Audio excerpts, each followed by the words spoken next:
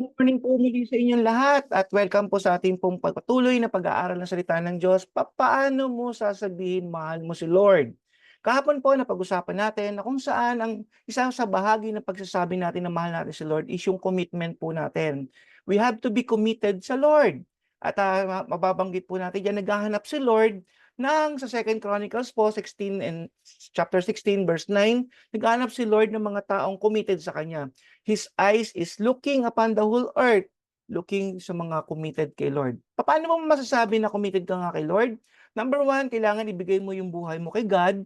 Number two, maging part ka ng local church. Doon ka maging committed sa local church na yan, na kung saan ikaw ay lalago. Pangatlo, kailangan mo magkaroon ng spiritual growth. Desisyonan mo magkaroon ka ng spiritual growth. Hindi ka lang basta attend, hindi ka lang basta makikinig. Kailangan meron kang growth at makikita na sa day by day makikita ang ating Panginoon sa buhay po natin. At ang pangapat, matatandaan po natin, tinuro po, kailangan yung mga talents natin, yung mga regalo ng binigay sa atin ng Lord, yung mga abilities natin, you have to share that. Hindi lang po sa ating sarili, sa pamilya natin, sa mga mahal sa buhay, kung hindi sa ibang tao din po. Kailangan, kasi sapagkat ang sinabi ng Panginoong Hesus, mahalin natin ang ating kapwa. So, ang panglima po, sabi dito, share the good news to other people. Yung mga natatanggap natin kay Lord, yung mga magagandang bagay at testimony, bigay po natin ito sa sa ibang tao para ba makakilala din sila sa ating Diyos. Ganon din ito po yung panglima po natin, paano mo ma-share na masasabi pala, hindi ma-share, masasabi na mahal mo si Lord. Okay, number 5 is giving to Him. Ano ba yung ibibigay natin? Naku, lahat naman ibibigay ko na kay Lord. Meron pa po, meron pa kayong hindi na maaaring na ibibigay sa Kanya. Kasi nga po, ito yung mga points kung saan makikita nyo na paano nyo i-express yung love nyo kay God. Okay, by giving. Sabi nga, you can give without loving, but you cannot love without giving. Ulitin ko po, you can give without loving, but you cannot love without giving. So, in short po, pwede tayo magbigay naman kahit kanina pero hindi nakikita sa atin yung pagmamahal. Sabi nga ng Panginoong Hesus, mahalin natin ang ating kapwa. Pero hindi ka pwede magmahal, hindi ka nagbibigay. Yung sasabihin mo lang, pagpipray kita. No. Kailangan din, yung panalangin mo sa ibang tao, kailangan din may karampatang pagbibigay. Ano ba yan? Pwede mong ibigay yung care mo sa kanya. Pwede mong ibigay sa kanya kung ano naman maitutulong mo. Diba? Hindi lang naman puro pera eh. Hindi lang naman puro panalangin. Ang kailangan din, nandoon yung affection. Nandoon yung ikaw mismo. Nandoon sa tabi ng taong nangangailangan. Amen? So, kaya sabi nga po sa 2 Corinthians 8, verse 7 to 8, just as you excel in faith, in speech, in knowledge, and in complete earnestness, see that you also excel in grace of giving. So, hindi lang naman pala tayo lumalago sa pananampalataya, gumagaling sa pagsasalita, sa kaalaman, sa salita ng Diyos. Kailangan din, meron din tayong giving. Sabi nga dito ni Paul, I am not commanding you, but I want to test the sincerity of your love. So, love is the basis of giving po. You cannot love without giving po. So, God doesn't need your money. He just want your heart. He just want you as a person. Yung po yung gustong-gusto ni Lord. So, minsan kasi buloy tayo dito, donate tayo ng gano'n. No. Ang gusto ni Lord, ikaw. Part lang yan, yung mga kaya mong ibigay financially, materially sa ibang tao, pero ikaw mismo kailangan nandun yung heart mo talaga sa pagbibigay. Amen po ba? Alam niyo po, dalawang klaseng tao lang po makikita natin sa isang local church. Ang una po, yung cheerful giver at yung isa naman, fearful giver. Ulitin ko po, dalawang klase lamang po ang makikita niyong tao na nasa loob ng simbahan. Number 1, yung cheerful giver. Masyadong mapagbigay, grabe, talagang excited magbigay yan. Ang sabi nga dito, God will provide my needs. Anyway, all things belong to God, I give it back to Him. Yan po yung mga motto ng mga cheerful giver. God provides for my needs. Hindi siya natatakot, hindi siya nag-hoard ng mga bagay na meron siya because alam niya si Lord ang magpo-provide ng lahat. Amen? At yun namang isa, fearful giver, yung mga natatakot. Yan yung mga parang ay, mag-iisip muna sila, bibigay ko ba to? Parang ano bang gagawin ka? Because they say, I can't afford to give today. Yan yung teka muna. Hindi hindi tithes muna, no? Hindi mag-ika po, mag-teka po muna tayo. Wala akong budget. So mag-hoard siya ng blessing ni Lord at nagiging selfish po siya, nagkakaroon self-centeredness po yan. So yan po yung mga nakakalungkot sa mga mananampalataya rin na kung saan hindi pa kasi sila committed talaga kay Lord.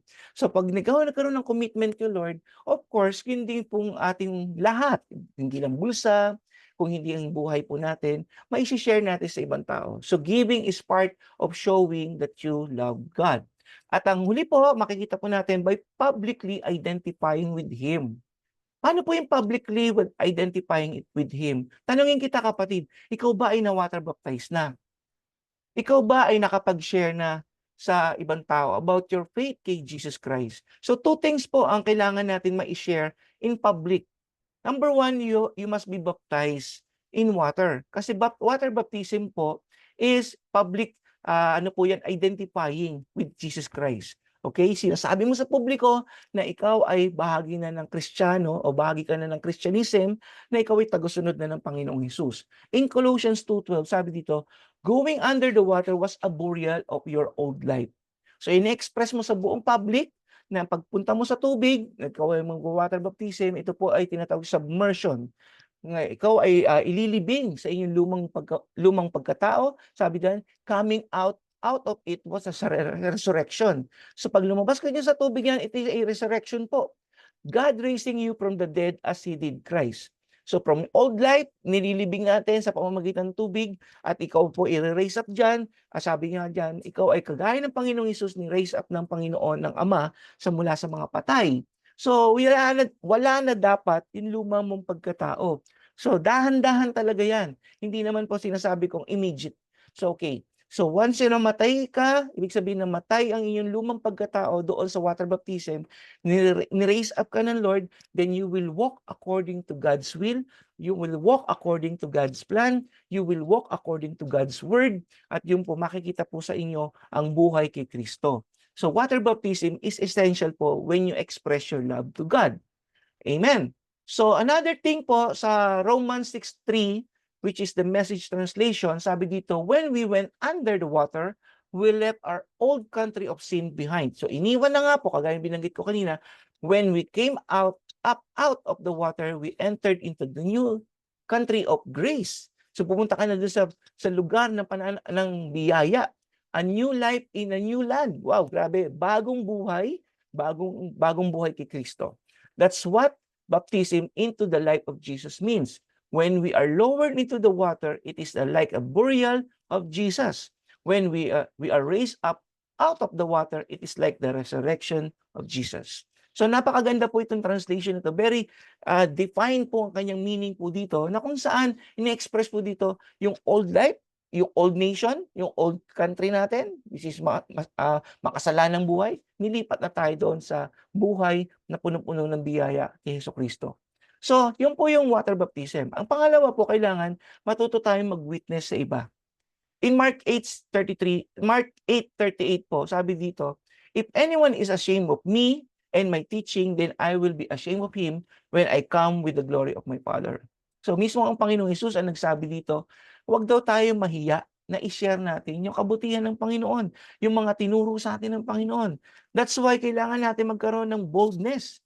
Alam niyo po, pagpe-pray niyo po talaga yung boldness po natin para po makapag-share po tayo. Because this is an expression of how you love our Lord Jesus Christ. So, ayaw naman po nating ikahiya tayo ng Panginoon, di ba? So, kailangan natin gawin po yung gusto ng ating Panginoong Hesus. In Romans 1:16, sabi dito, for I am not ashamed of this good news of Christ. It is the power of God that works, saving everyone who believes, the Jews first and also the Gentiles. So the word of God, the good news, it brings salvation to other people who believes on the good news.